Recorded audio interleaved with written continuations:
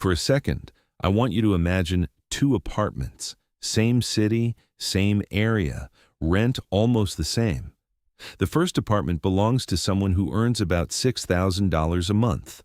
Walk inside, and you'll find a huge LED mounted on the wall, an expensive leather sofa that still looks brand new, a kitchen full of appliances that haven't even come out of their boxes, a closet overflowing with clothes, many with the tag still on, and an entire spare room that has simply become storage for things that haven't been touched in years.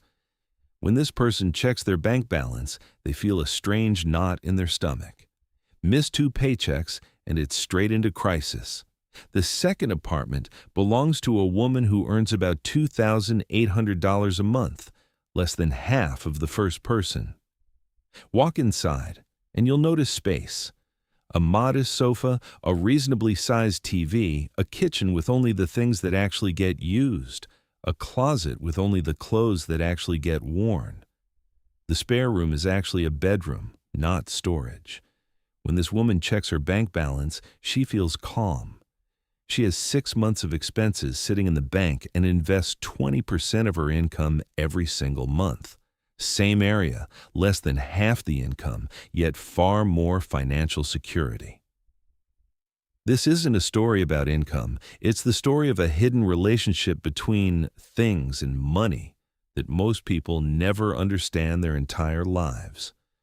The first person isn't someone with obviously bad habits. He doesn't gamble. He doesn't have an expensive addiction. He has simply, slowly, accumulated a lifestyle that demands every single dollar he earns. The second woman learned one thing, that owning fewer things doesn't mean living a worse life. It means living deliberately. And a deliberately lived life is exactly what creates real financial margin, a margin that high earners often never experience. Today I'm going to walk you through the minimalist money rules that separate people who always have money from people who never do, regardless of how much they earn. These rules aren't about deprivation. They're about the fact that every single thing you buy has a hidden cost that you've probably never calculated. If you're serious about fixing your finances, watch this video all the way to the end because every rule builds on the one before it. Let's start with a concept that will change the way you think about every purchase for the rest of your life. Everything you buy comes with more than one price tag.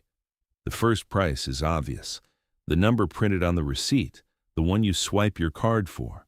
The second price is maintenance and ownership cost. Everything needs a place to live. That treadmill you bought takes up space in your home. Space costs money too. If you work out the rent on that space, it turns out to be a fairly large amount you're secretly paying just to store a treadmill that, most days, is only used to hang clothes on. In the same way, a boat or a car needs insurance, registration, servicing, and repairs. The industry rule of thumb is that a boat's annual maintenance costs roughly 10% of its value. That means if a boat is worth $30,000, you're spending around $3,000 a year just to own it, even if you never once take it out on the water. The third price is opportunity cost, and this is the biggest one of all. Every dollar that's locked up in things is a dollar that isn't being invested. If you spent $15,000 on a home gym setup, that same $15,000, had you invested it instead and earned an average market return of around 7 to 8% a year, could have grown to roughly $40,000 to $48,000 in 15 years. You didn't just buy a home gym, you sacrificed a real chunk of your own future financial freedom. And there's a fourth price people forget: mental cost. Everything you own takes up a small slice of your attention. It has to be cleaned, organized, insured, worried about, and eventually disposed of. Researchers have even found that visual clutter raises cortisol levels and reduces the brain's ability to focus. Your things are literally stressing you out, and you don't even realize it. When you add up all these costs, most things end up costing more to keep than they cost to buy. The purchase price is just the entry fee. The real cost keeps running for as long as you own the thing. Minimalists understand this intuitively. They don't avoid buying things because they hate nice things.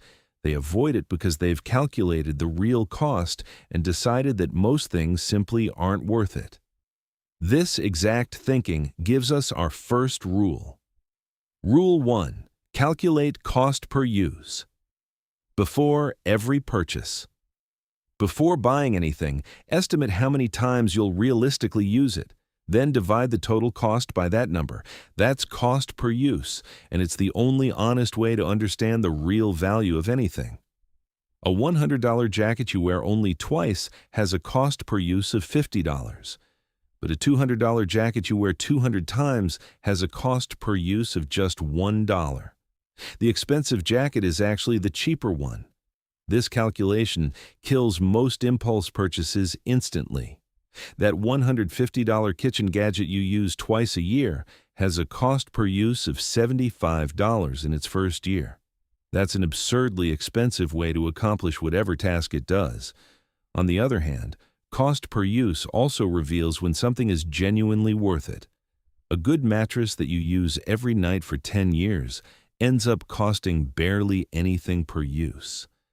That's an extraordinary value for something that affects your health and energy every single day. This math cuts through marketing, emotion, and social pressure. It simply shows you what actually makes financial sense versus what just feels good in the moment. Rule 2. Apply the replacement test walk through your home and look at every single thing you own. Ask yourself one straight question. If this thing disappeared today, would I actually spend money to buy it again? Be honest. Would you buy another fondue set? Would you buy another bread maker that's currently collecting dust in the cabinet? Would you buy those clothes again that you haven't worn in 18 months? For most items, the honest answer is no. These things exist in your life because of inertia, not intention. They were impulse purchases, gifts you kept out of obligation, or leftovers from old hobbies you moved on from long ago. These things carry negative value. They only give you cost, space, mental energy, maintenance, and give you nothing back. Every hour you spend organizing, cleaning around, or thinking about these things is an hour stolen from things that actually matter.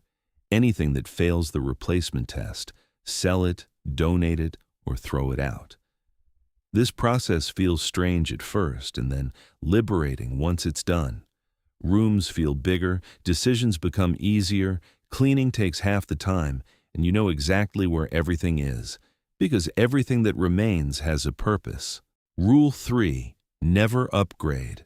Out of boredom. There's a pattern you see often among people who earn good money but have nothing to show for it.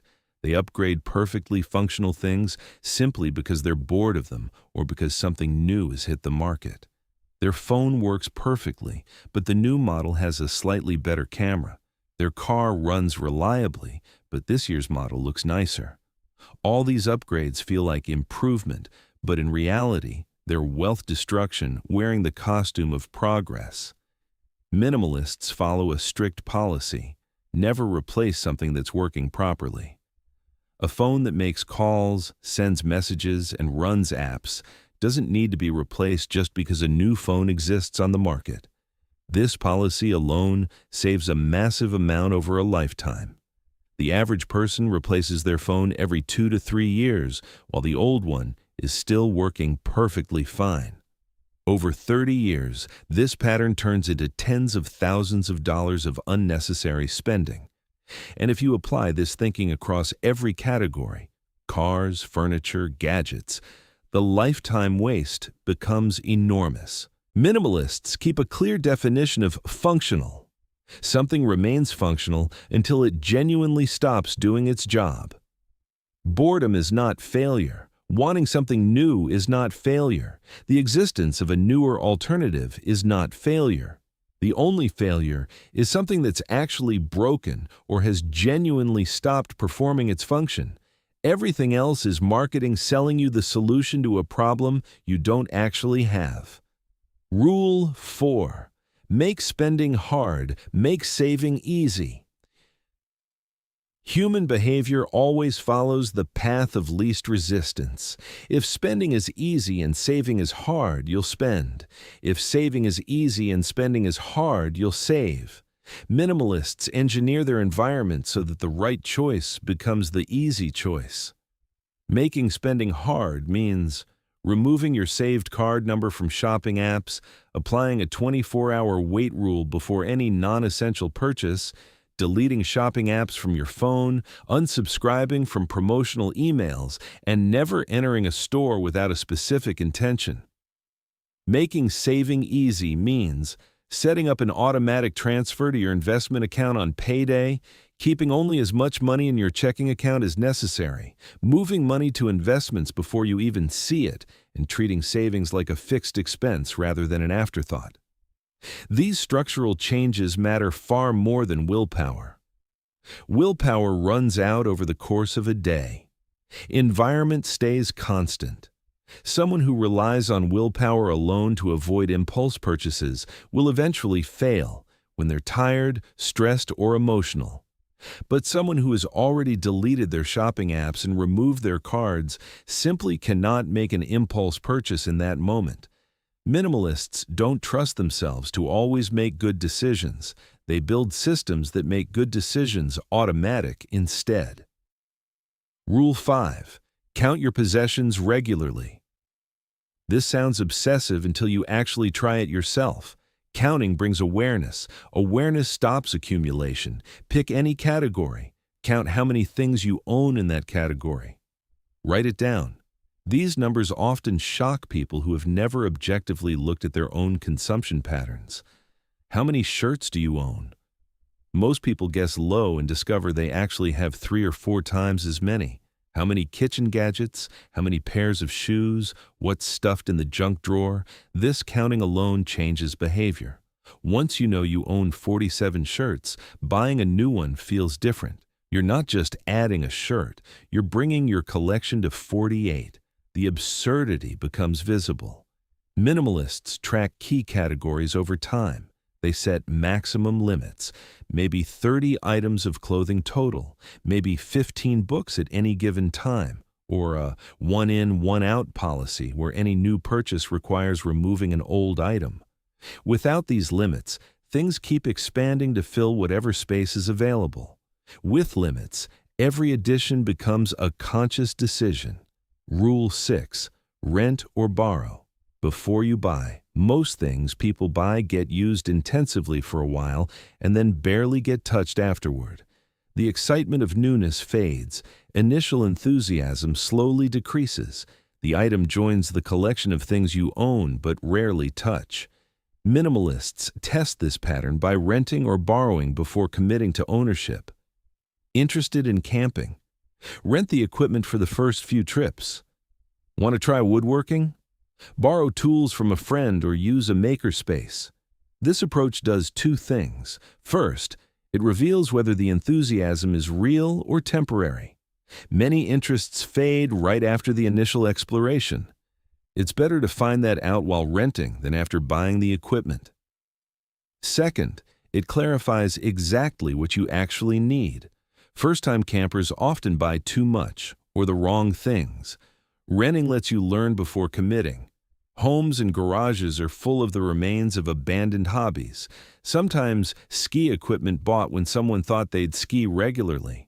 Sometimes photography gear bought when someone thought they'd become a serious photographer. Minimalists don't become museums of past enthusiasm. They test an interest before investing in it. Rule 7. Understand the lifestyle multiplier effect. Everything you own is connected to other things. A boat needs a trailer. A car needs a hitch. It needs storage fees, maintenance supplies, safety equipment, and matching gear. A purchase that seems singular actually kicks off an entire chain of accompanying expenses. This is the lifestyle multiplier. A home gym needs flooring, mirrors, storage, ventilation, and often renovation. A pool needs chemicals, cleaning equipment, a cover, furniture, and landscaping. A motorcycle needs gear, storage, maintenance equipment, and often a truck or trailer just to get it to riding locations. Minimalists calculate the full ecosystem cost before any major purchase. They know a purchase that looks like $500 can actually become $800 or $1,200 once all the multiplier expenses are added up. This full accounting often turns what looked like a reasonable purchase into something clearly excessive. This multiplier also works in reverse.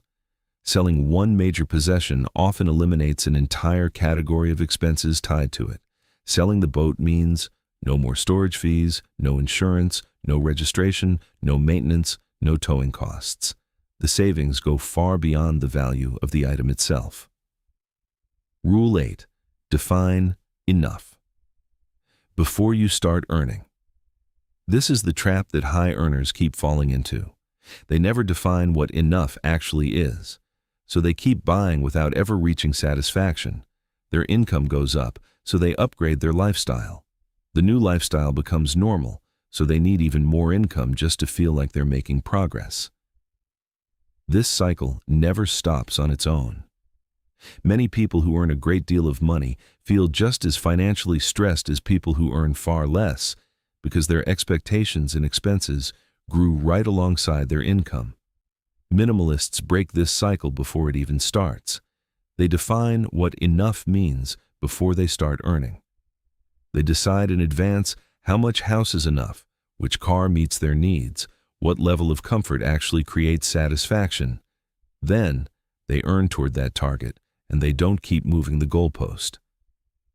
Defining enough creates a finish line. Without it, you're running a race where lifestyle expansion always outpaces income growth. With it, you reach a point where additional income flows entirely into saving and investing. Rule 9. Recognize the Diderot Effect. In 1769, the French philosopher Denis Diderot received a beautiful gown as a gift. He loved it, but soon he started feeling like everything else in his home looked cheap next to it. His old chair suddenly looked shabby. His old writing table looked embarrassing. One by one, he replaced his entire study to match the standard of that gown, and by the end, he'd spent far more than the gown itself was worth. Anthropologist Grant McCracken named this the Diderot Effect, when one purchase sets off an entire chain of similar purchases, all in pursuit of matching a new standard. You see this everywhere once you start looking for it. Someone buys a new sofa. Suddenly the carpet doesn't match anymore. The carpet gets replaced. The coffee table starts looking too small. The table gets replaced. The lamp looks out of place. By the end, you've spent a small fortune, all because you bought one sofa. Companies build entire ecosystems on this exact principle.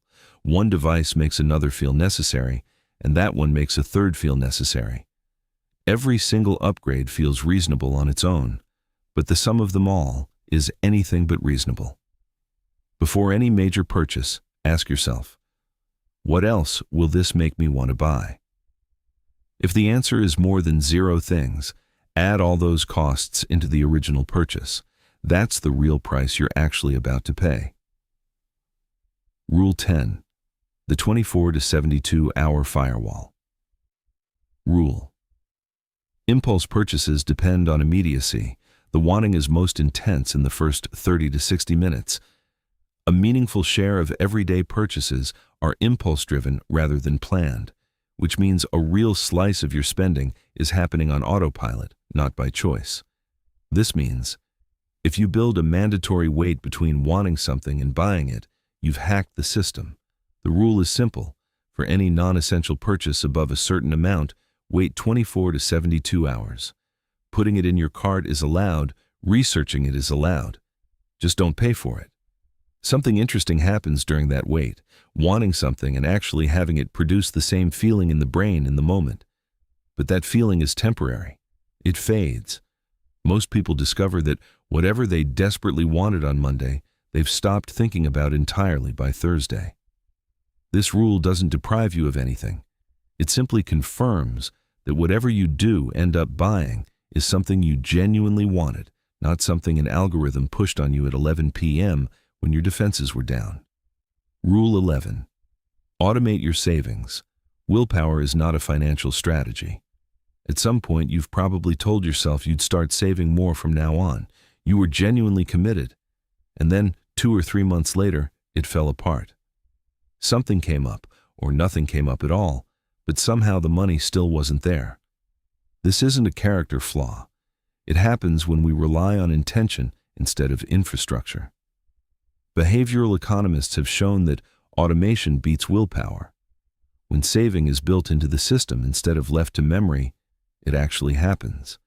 A good automation stack looks like this. Money automatically goes to your investment account on payday. Your emergency fund sits in a separate bank with no debit card, so that using it requires a deliberate effort.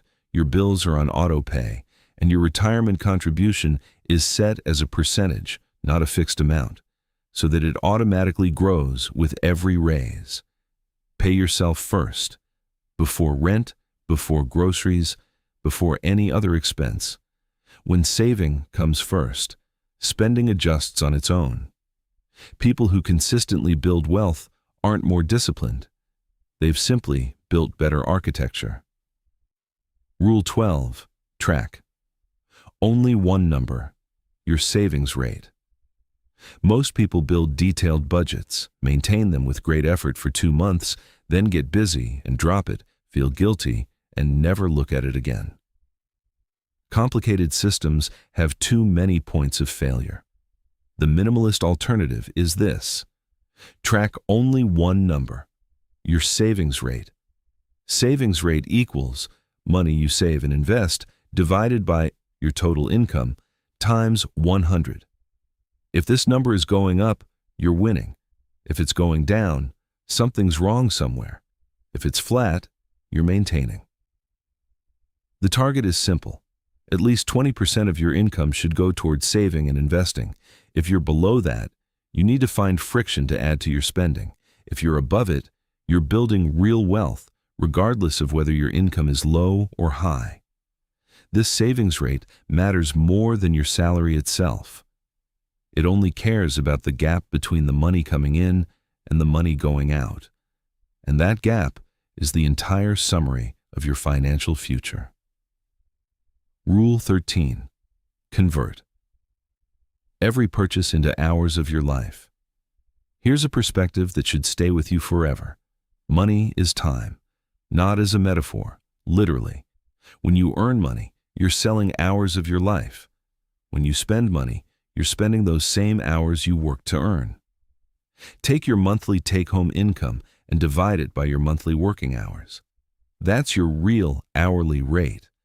Now translate every purchase into that hourly rate, that new phone that equals 28 hours of your labor for something that will be replaced in 3 years, that expensive car installment that equals so many of your working hours every single month for years. This reframe makes necessary decisions look completely different. A good mattress you use every night for 10 years has an incredibly low cost per hour. A jacket you wear only twice has a very high cost per hour. That subscription you don't even remember is stealing hours of your life every single month. The question is no longer about guilt. It's about this. What does this thing actually give me? Not in dollars, but in days. Rule 14. Measure wealth by optionality, not by possessions. Conventional thinking measures wealth by what you have, house, car, things, visible markers of success. Minimalists measure wealth differently. They measure it by what you can choose. Can you quit a job that's destroying your mental health? Can you take 6 months off for a family emergency? Can you move to a new city for a relationship? Can you start a business without guaranteed income? These options are real wealth. They only belong to people who've built a large margin between their income and their expenses. Someone who earns a lot but also spends just as much has zero optionality. They're chained to the requirements of their income. Someone who earns less but spends far less than that has extraordinary optionality. They can absorb disruptions, take risks, and make decisions based on preference rather than financial necessity. Every purchase isn't just an exchange of money for a thing. It's a trade of optionality for possession.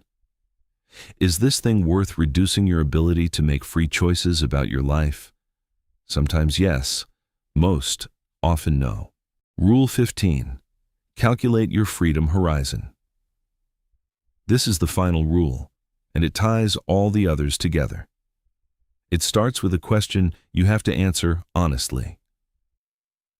If you lost your job tomorrow, no severance, no warning, just gone, how many days could you survive without changing a single thing about your current lifestyle? Count the days. Not weeks, not months, not "I'll figure something out." The exact number of days. That number, how many days you could survive with zero income, that's your freedom horizon. Even a small, easily accessible emergency fund often creates a bigger difference in financial well-being than you'd expect. Sometimes bigger than a high income, sometimes bigger than a pile of illiquid assets, because it pushes your freedom horizon past the point where every unexpected expense becomes a crisis. The way to build it is this. Start with 1 month of expenses in a separate bank account with no debit card, then 3 months, then 6, then further if you can. Once you've saved and invested 6+ months of expenses, you'll feel a psychological shift that's genuinely hard to describe. That background financial anxiety that lives alongside every decision slowly quiets down. Not because nothing can go wrong anymore, but because you've built enough margin that one thing going wrong no longer means everything goes wrong. Some people, like the woman in our opening story, keep pushing this horizon out to a year or more. That's not a requirement, but it shows how far this margin can stretch once the habit takes hold. Rule 16. The identity audit. Recognize who you're actually spending. Try this exercise. Open your bank or card app and look at your last 15 discretionary transactions. Not bills, not rent, the things you actually chose. For each one, ask, if nobody would ever see this, would I still buy it? This isn't meant to embarrass you. It's simply this. Would I still want this thing if it were completely invisible to the entire world? This exercise feels strange because a surprising number of purchases fail this test. Most people don't even realize they're making identity purchases. It feels like preference. It feels like taste. But really, it's the answer to one question. What does this say about me? There was a famous study done in America where millionaires were studied for decades. One of its most surprising findings was that most people who own luxury cars aren't actually millionaires. An expensive car isn't a sign of wealth. It's often a sign of debt, because people who actually have wealth mostly drive something simple and quietly keep growing their money in the background. Social media has made this problem even worse. Instagram is essentially a highlight reel of other people's consumption. Your brain can't tell the difference between watching someone else's vacation photo and measuring your own status. Every scroll is a small status audit you never asked for. And every time you feel a pang of envy looking at someone's new car or kitchen renovation, that feeling has a price tag attached to it. Brands have spent billions manufacturing that exact feeling. The least you can do is be aware it's happening. Here's another thing nobody tells you. The people you're trying to impress with your spending are usually too busy managing their own performance of wealth to even notice yours.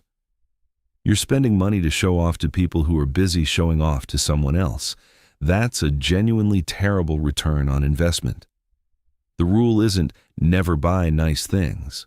The rule is know why you're buying it. If you love it and don't need anyone to see it, great.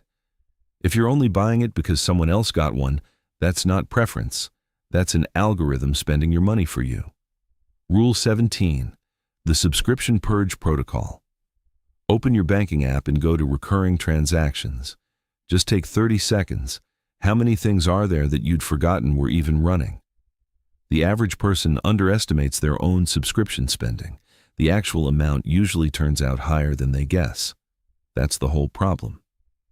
Subscription pricing is deliberately kept in small installments so that your brain never registers it as a real expense. A few dollars a month feels like nothing, but stack up 10 to 12 subscriptions and it becomes a real monthly expense you had no idea about. The protocol is simple: not review them, but cancel everything. Every recurring charge that isn't an essential utility, cancel it today. Then, over the next 7 days, only resubscribe to the services you actually find yourself going back to on your own. Everything else wasn't serving you. You were serving it. This works because human nature runs on inertia. While subscriptions are active, canceling them takes effort, so they keep running. Once they're gone, resubscribing takes effort, so most of them never come back. You're using the same human laziness that let them pile up in the first place, now to get rid of them for good. Repeat this protocol every 3 months. The first time people do this, they usually find 3 to 5 subscriptions they'd completely forgotten about.